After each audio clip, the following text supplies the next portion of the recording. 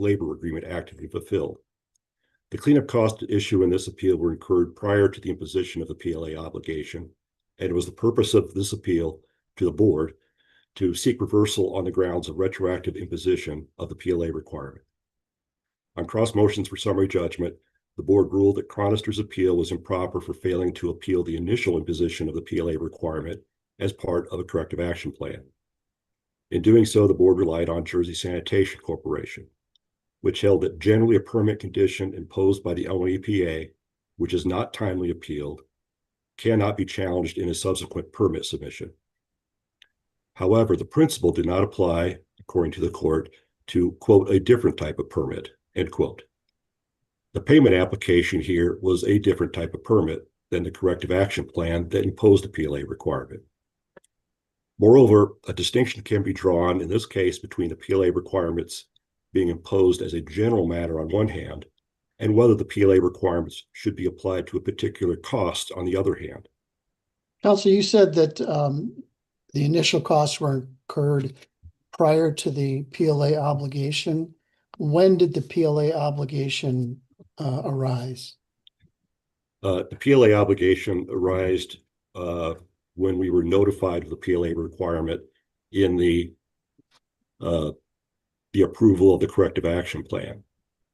And I don't have the date in front of me.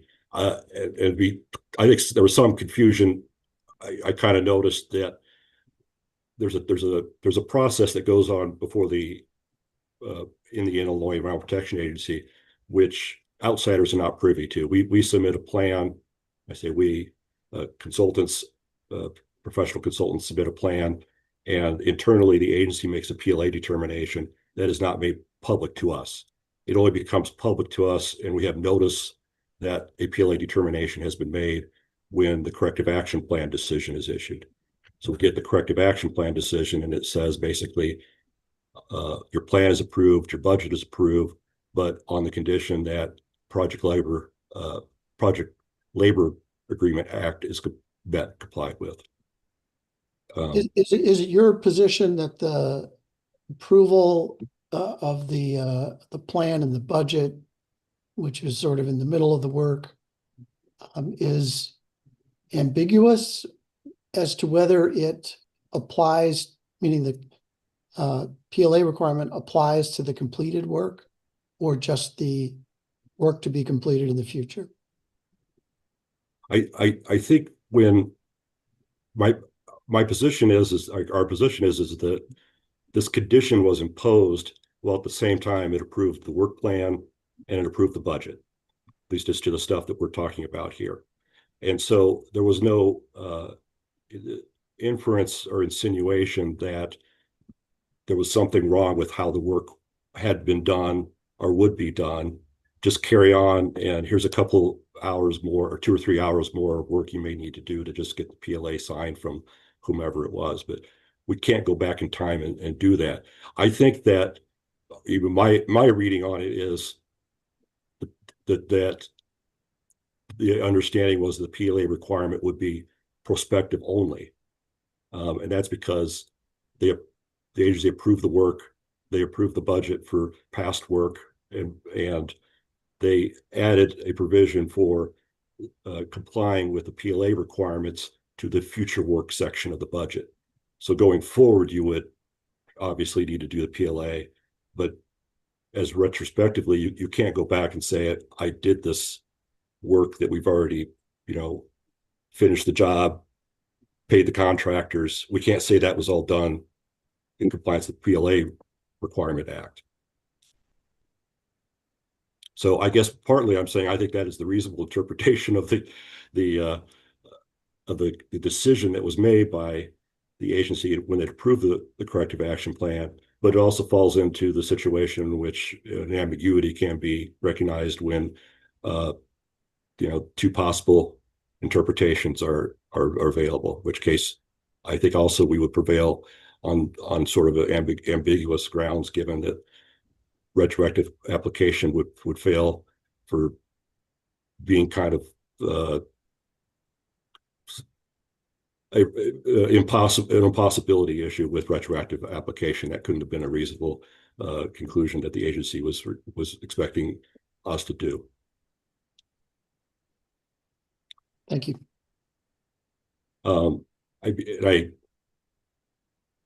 distinction that I've drawn in the briefs is to emphasize that we did not challenge the imposition of the PLA requirement in general, but there is a distinction that you draw between objecting to the PLA requirement in general and how it should apply to particular cost on the other hand. The Illinois EPA's own demonstrated practice is that it does not require PLA certification for all corrective action work subject to a PLA, but only to those costs for which it is proper to apply a PLA. On the same date that the Illinois EPA denied cost for lack of PLA certification herein, it approved a separate payment application without a PLA certification. Both these payment applications sought reimbursement for work approved in the same corrective action plan that imposed a PLA obligation, but the agency separately evaluated whether it was proper to apply that obligation as to the particular cost in each application. So each application was treated differently, and the question then at that stage is, how does this PLA application apply to the payment of these costs? So in other words, as the payment stage and as applied challenge to the modification, the planning stage exist. This is a little bit a step further than the type of permitting decisions that were at issue in Jersey Sanitation. Jersey Sanitation dealt with, permits after permits after permits. Underground storage tank program works on a two-stage process. You submit a plan, and then you submit payment for the plan. The plan is generally reviewed by the technical staff. The payment is usually generally reviewed by the accounting auditing staff. There's two different groups. Chronister is simply seeking access to the consideration which the Illinois Environmental Protection Agency was already employs at the payment stage. Chronister is not seeking reversal of the imposition of the PLA obligation altogether, but only as to work performed prior to the imposition of the PLA obligation, which would be impossible to perform retroactively and would serve no legitimate purpose under the Illinois Environmental Protection Act or the Project Labor Agreement Act. The argument has been made that you should have appealed from that initial budget determination and plan approval. Typically, when you appeal, it's because you've lost and your position hasn't carried the day. Is there any way that your application lost or was denied in any material way such that you would have appealed? I think the board's position was, our corrective action plan and budget was approved with modification. And that's what kind of creates sort of some ambiguity, because if this work needed to be done with the Project Labor Agreement compliance, well, obviously that wasn't done. But yet the work is fine.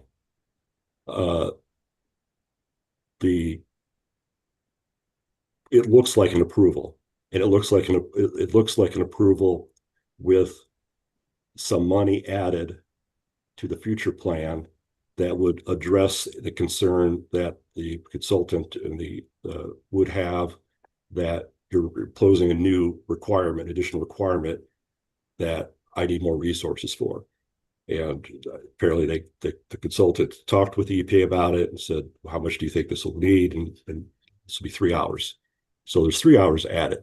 This all kind of looks like everything can be handled directly as we would contemplate in the future. We'll have we'll get the PLA agreement prepared and agreed to, and we'll just go on and clean the site up and get it done. This is a program, probably not unlike a lot of administrative agency programs, in which very technical issues are being dealt with by consultants, professional people, engineers, geologists, and the Illinois Environmental Protection Act says that the LESS program is intended to be, approval of plans prepared certified by engineers, I believe. So they prepare this. It goes to the Illinois Environmental Protection Agency, and their technical staff looks at it, and they're looking at it on this background in which these processes have some legal implication in the statutes and the court decisions. But these are technical people communicating with technical people. They're not these are not lawyerly drafted documents that are submitted, and the agency's decision is not drafted by a lawyer. Lawyers usually get involved at the very end when a lot of things have been done. But I only raise that to say the kind of the sharp elbows approach of legalistic, narrow legalistic interpretations is sort of against how that act is supposed to work. The idea is, for most part, this is going to be not lawyers deciding how or when stuff is cleaned up. It even goes so far in, like, I believe 57.8L of the Illinois Protection Act. It says that attorney fees shall not be paid from the UST fund. So there's no understanding that the UST fund requires attorneys to do the work. It requires consultants to do the work. Mr. Shaw, does the record reflect what sort of experience, history Chronister Oil had prior to this project in accessing funds from the UST fund? I don't know. The record that is filed by the agency includes the stuff that the agency apparently found relevant to its review of the project. And I think what you basically get from that is Chronister came into this at some point in time, long after these releases have been reported. The indication of that is that there are a series of documents in which Chronister Oil elected to proceed as owner of the cleanup, take responsibility. Ideally, this probably would not have handled. Ideally, what would have happened is, back in the 90s, or whatever the dates on these releases were, those tanks would have been removed. And that would have been the end of that. That would have at least resolved the possibility of continuing releases from tanks at an active station. But I think Chronister, to my mind, looks like in the record is a company who obviously wants to make business selling gasoline, but took responsible choices to make sure that the site's cleaned up, and that the site doesn't continue to pose problems while we're trying to figure out how to clean up the site. The tanks needed to be removed. I don't know if that answers your question, or. Well, I was going to then ask you about whether or not it should have considered a possibility that a PLA was going to be required for that past corrective action. But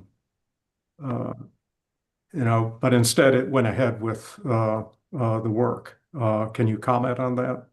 Well, I don't think I think in terms of like impossibility to get a PLA, most people wouldn't assume that a PLA requirement would be retroactively imposed.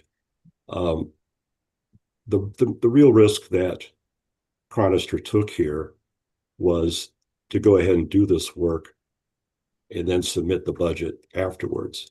That is a risk that has long existed, and it's one that if you're comfortable with knowing what needs to be done, and you've talked with the agency beforehand, you can do that, but you're always running the risk that when the budget comes back, they second guess you and say, I think you could have done that in 4 hours. You took 6 hours, and just go line by line by line through that. That is a significant risk. That did not happen here. We have knowledgeable consultants who do this job, who had communicated with the Illinois Environmental Protection Agency. They had a good idea of what budget would be approved. And the Illinois Environmental Protection Agency generally feels a lot more comfort with actual cost numbers, because a budget is just an estimate. And a lot of times the consultants will say, I don't know if this could happen or that could happen. And numbers may seem to the Illinois Environmental Protection Agency as large.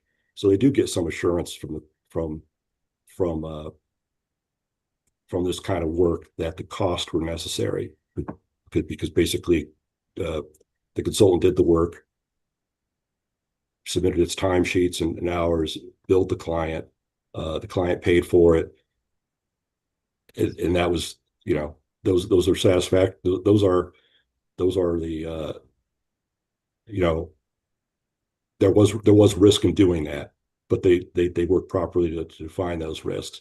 I would just also point out the stuff about the PLA is kind of it may be 15 years now. It's pretty new.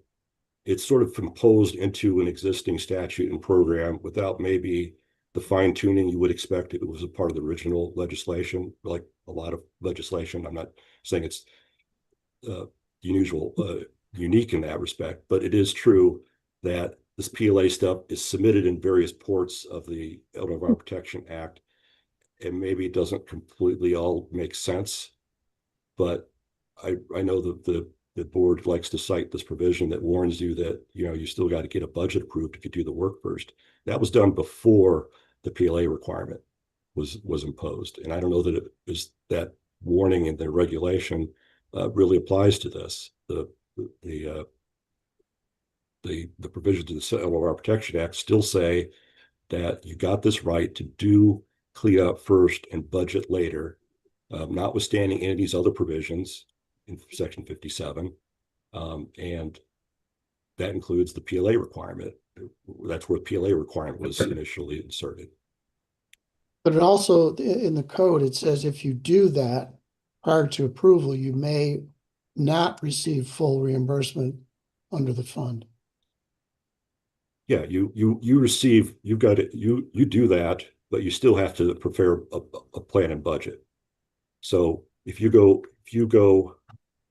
and just do the cleanup, you won't get paid unless you get a budget plan approved, like they did in this case.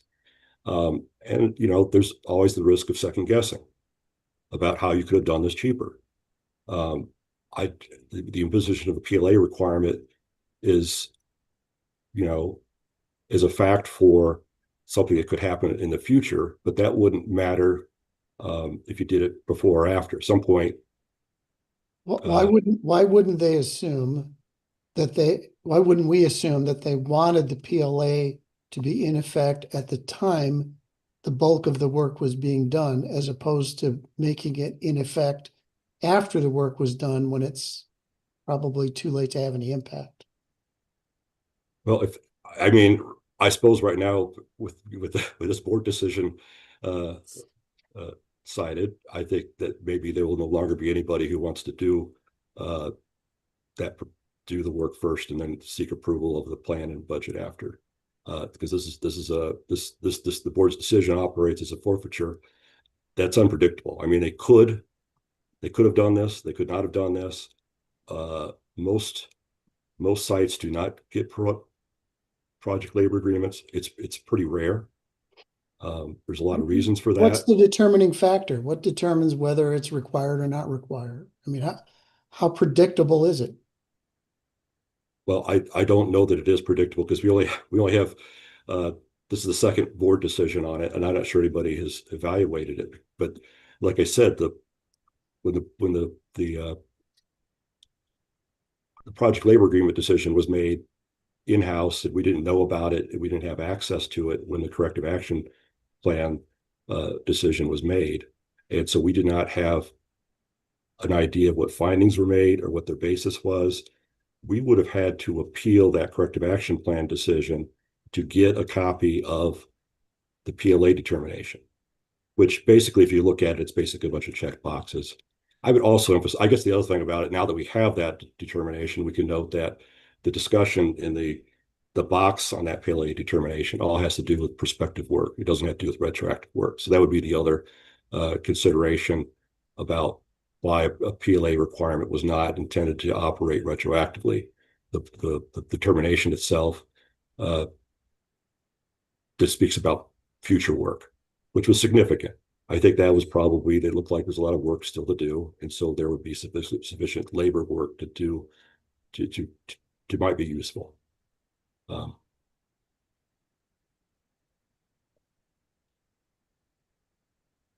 I think. Looks like your time is concluded. If you want to just briefly sum up. Oh, thank you, Your Honors. I just again ask that the court reverse the Pollution Control Board's decision and remand with directions to consider our appeal of the Illinois Environmental Protection Agency's decision, notwithstanding the corrective action plan determination. It was not appealed. Thank you. Thank you. Ms. Quinn? Do I unmute myself or does the bailiff unmute me? You are unmuted, ma'am. I'm unmuted. Thank you so much. Your Honors, 57.7 envisions an orderly process for cleaning up contaminated sites. It's submit a plan, get approved, do the work. And that's in two places in the statute. That's in 57.7A4 with regards to the early action / site investigation. And then also in 57.7B4, which is the corrective action, which is at issue here. Now, the statute does allow owners to proceed without waiting for IEPA approval and to submit their plan later. That's what the notwithstanding clause addresses, because normally it's submittal, approval, do the work. And is there some degree of public interest that be the case? I beg your pardon, Your Honor? Is there not some degree of public interest to be served by quick action without waiting for the review process? Well, it's very important, Your Honor, for me to make clear what kind of work this referred to. Chronister suggests incorrectly, particularly in its reply brief, that it had to do this work because it had to prevent petroleum from continuing to leak away from the tanks. That is not correct. As part of its early action, Chronister took out those tanks and took out 4 feet of soil that was around them. And it got reimbursed for that work. That was early action work. That was the subject of the 45-day report. They decided around the same time to go further and do the work that they were going to start to need to do in order to get the gas station up and running, which was to conduct a secondary excavation. And that is what they call it. And I can give Your Honor page numbers in the record to look at, because I realize this record is kind of a beast when it comes to trying to find what you're looking for. That secondary excavation, that was part of their corrective action plan. And that's what they needed to wait for approval for. When they took out those leaking tanks and they cleaned up that area, the urgency was over. The emergency was over. There is no reason why they couldn't wait for approval of their plan that was going to help them. That is a very case-specific discussion of the issue. Would they potentially be in the same boat, though? Would they not get reimbursed for the early action because they didn't have the PLA? PLAs don't apply to early action, Your Honor. Okay. So they wouldn't have been in the same boat. No, they could have waited. This was not a surprise. They got their decision letter in July of 22. And they had asked that a PLA not be imposed. So it's very interesting that counsel says that there's some ambiguity as to what was required here. If they felt at all like the agency approval letter in 22 was the least bit ambiguous, they had 35 days and potentially 90 more days to mull it over and seek clarification. Well, can we just drill down on that a minute? Absolutely. I get it. If they want to contest what that initial decision was, what it said, what it required, I agree with you. That is an appellate action that had to have been taken earlier. But we still have a completely open door to interpreting what that action said, right? I mean, we have to be able to know whether the PLA was required for past work under that plan. That's not a matter that for them to appeal. It's for us to decide. Agree? No, that was a matter for them to appeal. If they thought a PLA should not have applied even to the work that not the should, but the did. Did a PLA apply for the past work or not under the prior decision? Yes, it did. Well, that's your position. But you understand we have to decide that, and that door isn't closed at all just because it wasn't appealed. We have to decide, what does the prior decision say? And it said that a PLA applied to the work. It did not distinguish future work or past work. And so that's why I say, to the extent that they now say it was ambiguous, they should have inquired. They didn't. They let the appeal period close. Their door to appeal this under Section 40 of the Act was 35 days, plus potentially 90. The fact that it said it applied increased the budget for the future work and referenced essentially only the future work, isn't a reasonable interpretation that while a PLA was applied, a PLA requirement was applied, it was for the future work, but not for the prior work. That was not a reasonable interpretation, Your Honor. How could it apply to the prior work? Because this is part of the risk. If you don't wait for your approval, if you decide you're going to forge ahead, you take the risk that all the excavation you just did should have been done under a PLA, but you went and did it. So now it's impossible. We certainly don't want people sidestepping the requirement of a PLA by doing the work and then saying, oops, it's in the past. We can't do it. We can't do that now. It seems a little incongruent that would be the agency's position if they also approve the budget for that work. They are Why required. would this come crashing down all at once? Because, Your Honor, again, we go back to 57.7 E1 and E2. Okay, E1 says, notwithstanding all these requirements of submittal approval work, you can go ahead and do it. However, and under E2, it requires the agency to examine the budget, go line by line, and approve it in the same manner as if they had submitted it prior to doing the work. They're required by statute to do that. And if they didn't do that, they could be sent back, the decision could come back to them, no matter how the board decided, to make them do that work that they should have done.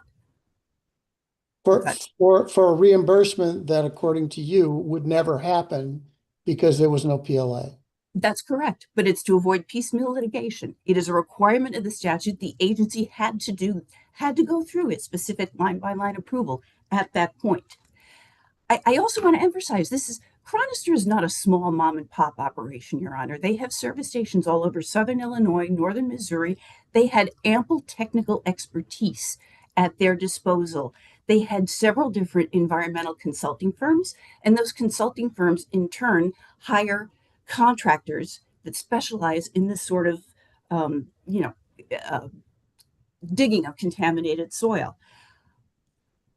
If anyone in that process had any questions about what was applied or what applied, they should have inquired in 2022 when it was imposed, not later at the payment stage.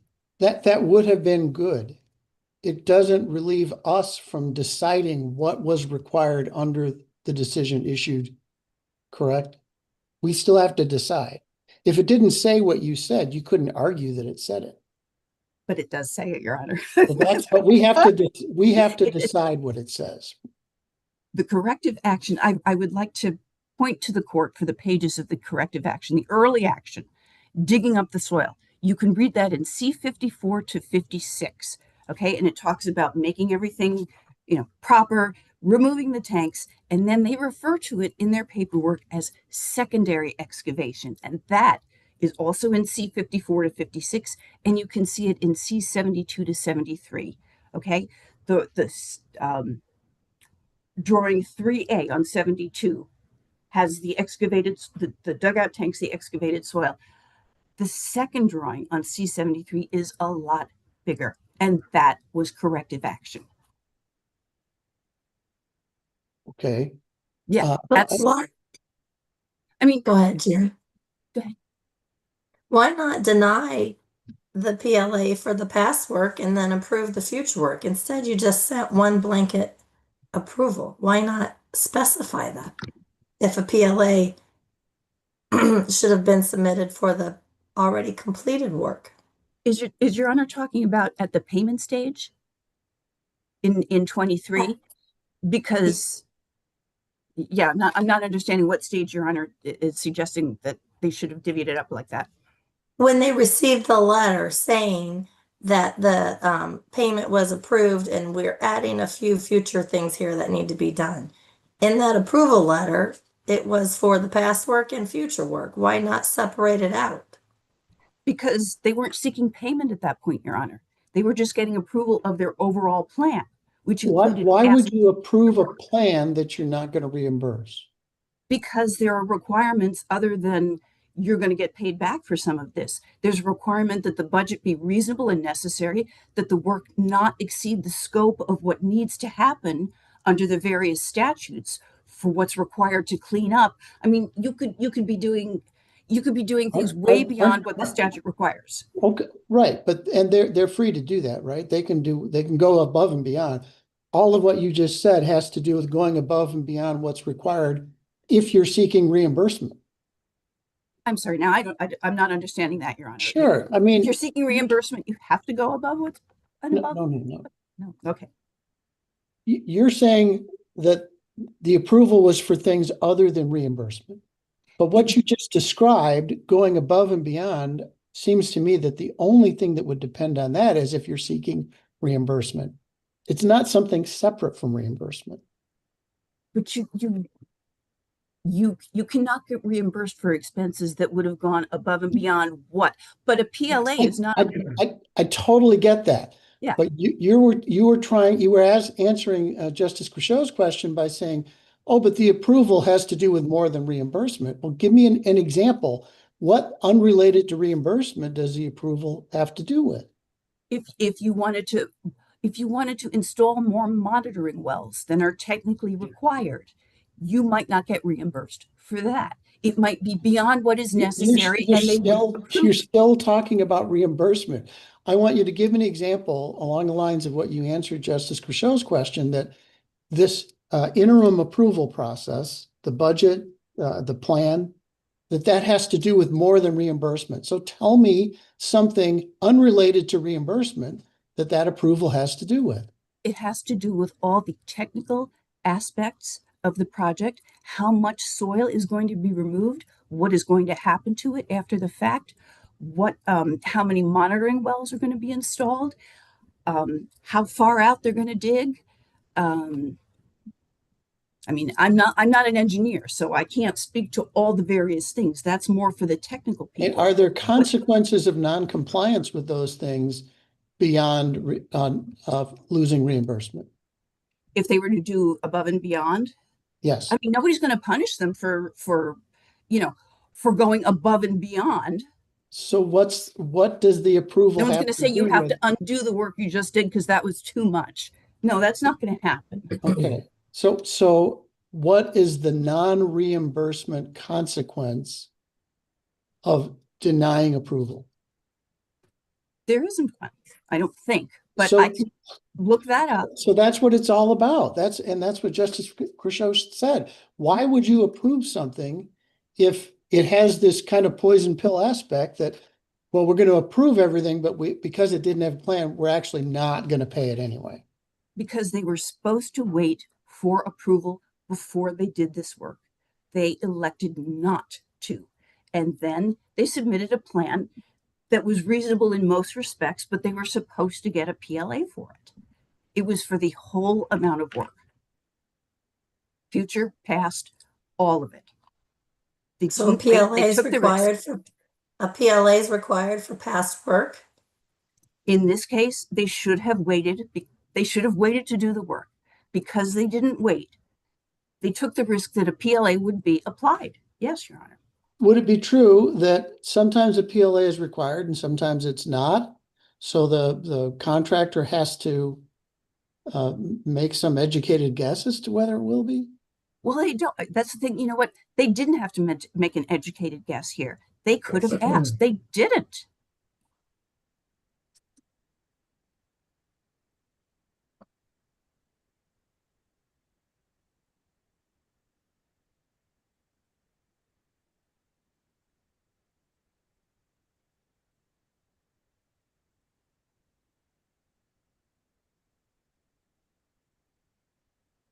I thought Chronister suggested in their brief that they could not have gotten a PLA all on their own. That isn't true either. There is nothing in the PLA Act that requires that the state impose it.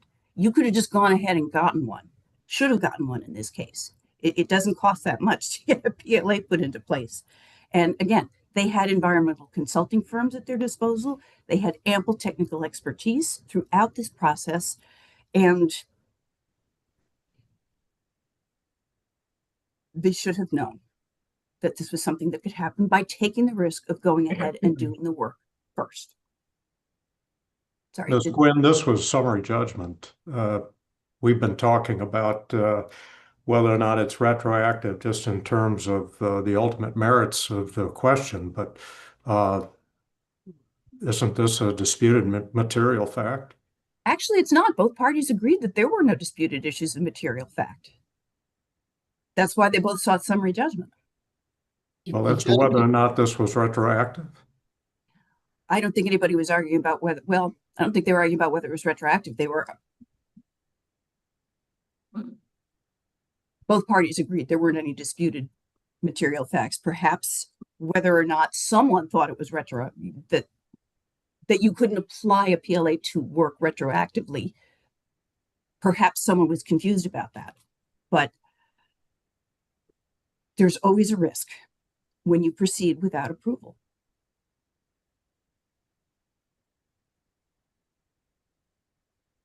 Do you agree we review the department's grant of summary judgment under the same rules that apply under the Code of Civil Procedure? The board's grant of summary judgment, Your Honor? Yes. Yes, I do.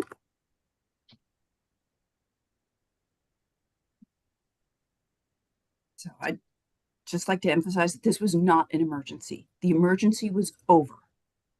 Perhaps because they had the diggers there already, they decided to go ahead and do more in terms of their corrective action plan.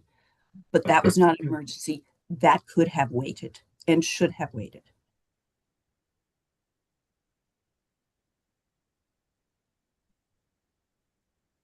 If the court has nothing further, I would urge the court to affirm the Pollution Control Board's decision, unless there's any other questions for the board at this time. Seeing none, thank you, Ms. Quinn, and return to Mr. Shaw. Thank you, Your Honor.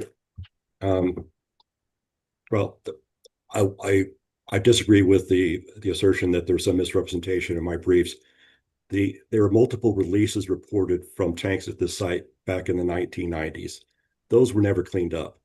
Those were never remediated prior to Chronister Oil's acquisition of the property and election to proceed as owner.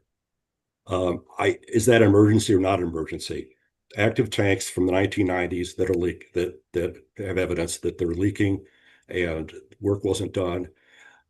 What you can only do a tank pull as part of early action in the first 90 days from when a reported release has been made. So to the extent those could have or should have been removed from service, replaced with good tanks, that had to be done if it was going to be done pursuant to early action back in the 1990s.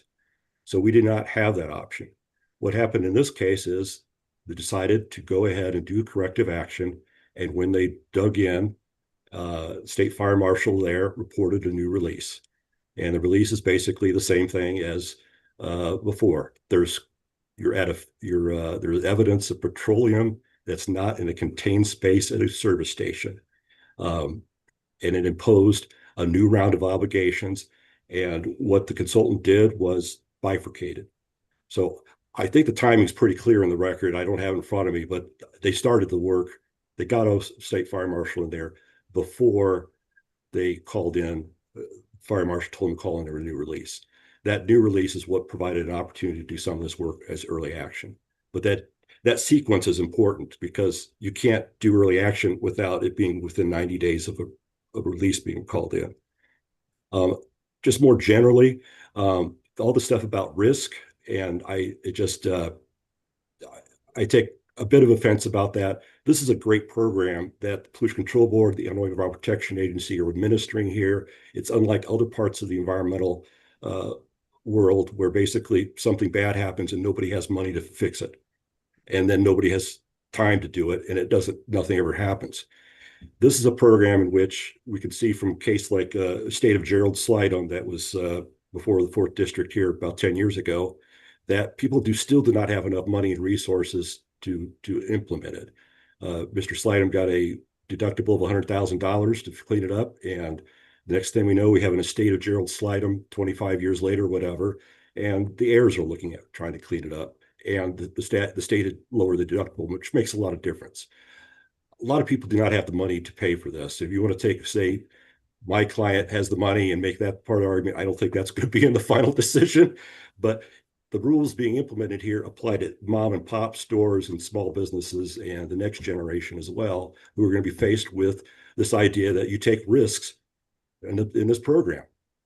As a general matter, that's bad for the environment. It's not consistent with the purposes of the Environmental Protection Act, and that should be rejected. Sean, as of today, do we have a decision from the board as to whether a PLA was or wasn't required under that first review decision? Or did the board say it couldn't decide because there was no prior appeal? Do we know? I believe it's a second. I believe at some point they basically say, reject a number of my arguments in their decision because they said they should have been raised, when the corrective action plan and budget was first approved. So I kind of take this, I know this motion's for summary judgment, but I strike it as basically almost like a motion to dismiss the appeal because it's not a proper appeal. It may be in some other forum. If in a circuit court forum, it might have been like a 2619 motion or something like that, but it was obviously resolved in motion for summary judgment. I don't have anything else unless someone has any questions for me. All right, hearing none, I thank both counsel on behalf of the court for your argument. We will stand in recess and issue a decision in due course. Thank you. Thank you.